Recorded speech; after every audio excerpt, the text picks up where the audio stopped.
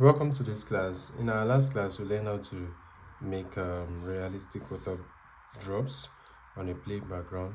But then there are some instances when you want to put water drop on a textured background. That is, there's a drawing on that and you just want to add water drop, maybe on a skin or something like that. But I want to use this my icon as an easy approach to show how you can create the same water drop on the textured areas.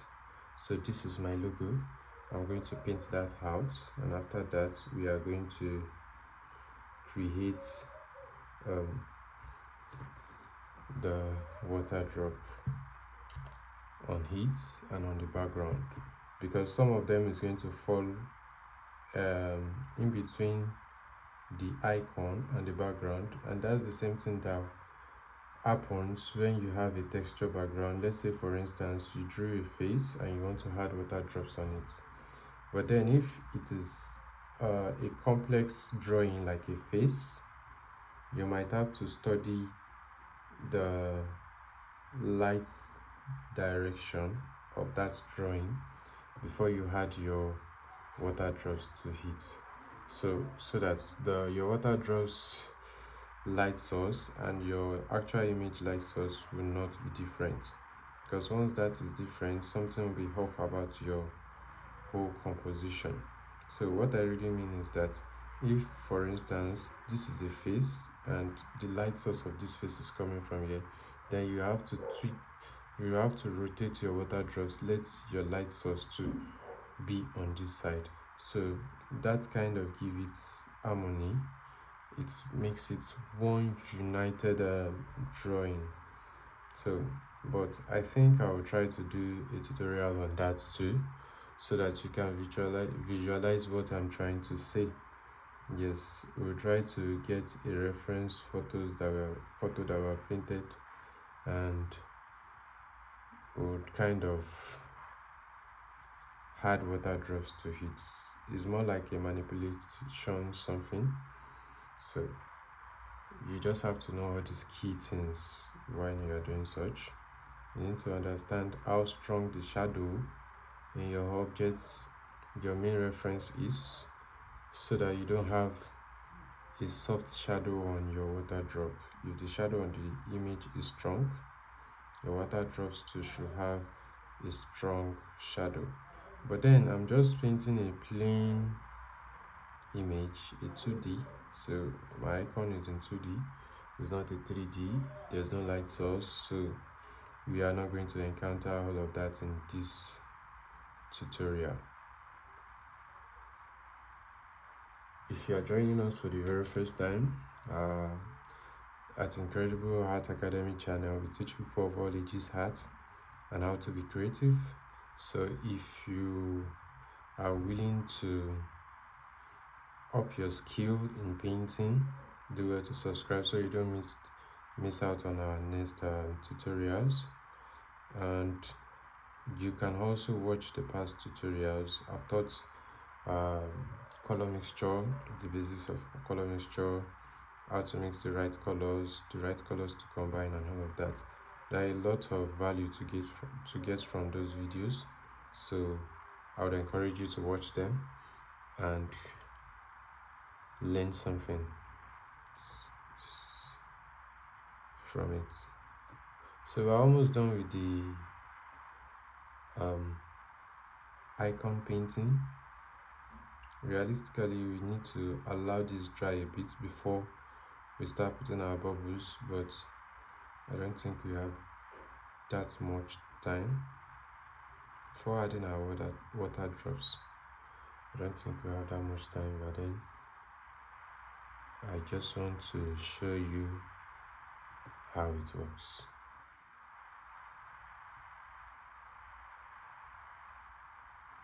It's the same process, it's the same principle, but it just take a little bit of patience compared to the last class, because this time you'll be dealing with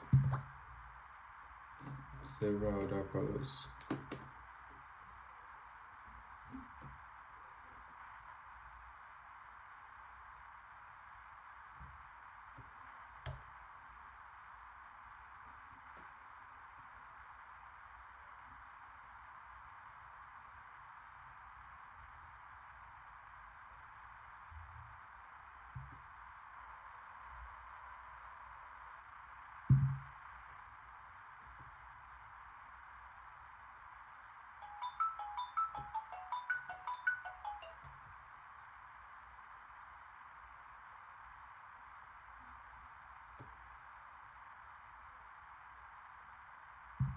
So this is my icon.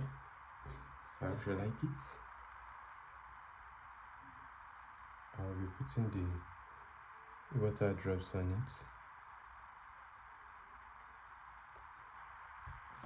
So after that, the next thing is for us to draw water drops.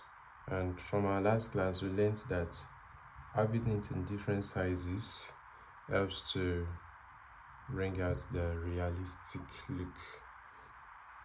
But one thing I think I did wrongly here is I used a total black for my icon, because once the icon is total black, there's no way I can show the shadow. Yeah, there's no way I can represent the shadow because I've used the darkest of the darkest that I have.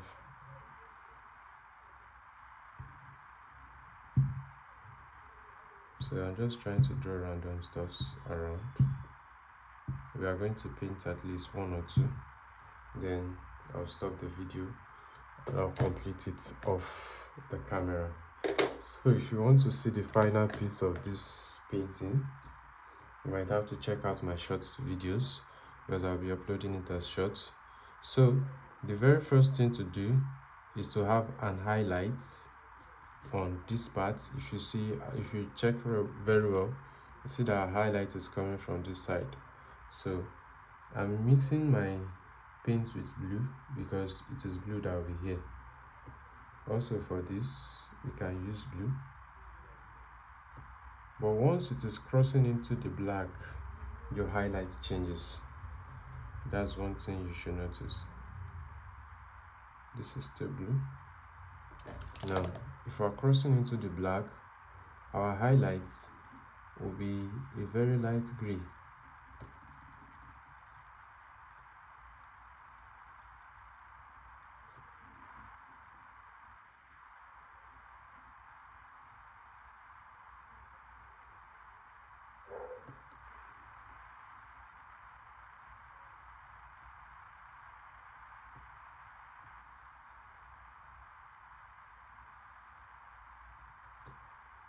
So it's looking that way because my black is not dried yet.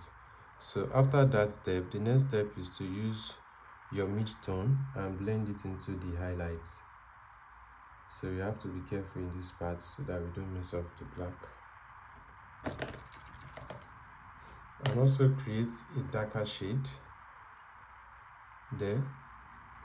So but for my black, so funny that we will not be able to create the darker shade because I made that mistake from the beginning by using black all through here.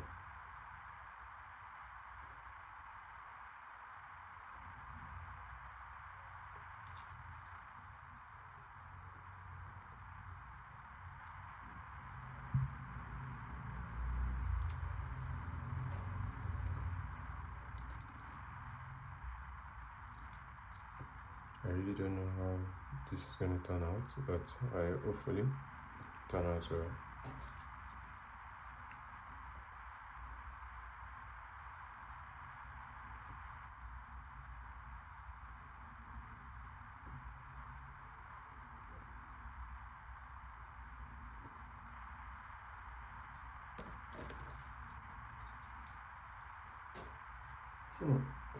I think this is not bad. It's actually not bad. It's still giving me the vibe of, let's say, water drops.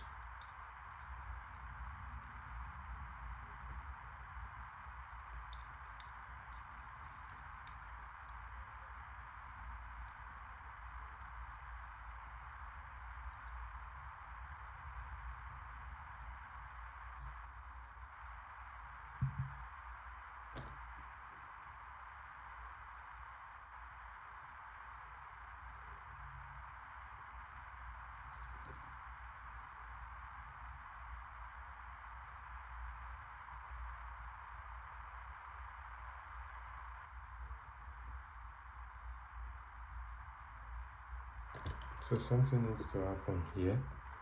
This blue highlights that is coming here, we need to have the gray here to continue. That's what shows the realism that the bubble is falling on the black icon too. The water drops is there too. And we put our highlights and shadows where needed. We can't add shadow on the black because we are using total black there, but for the blue background we can.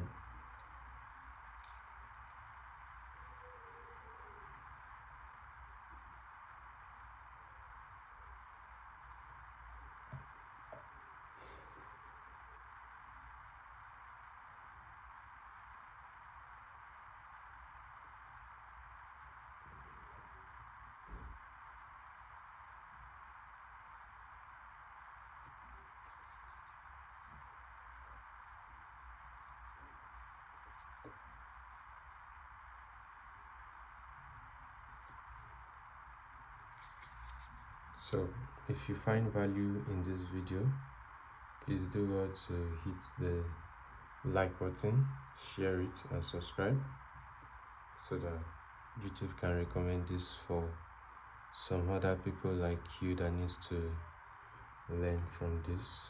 And thank you so much for watching the video to the end. I'll see you in my next video. Bye for now.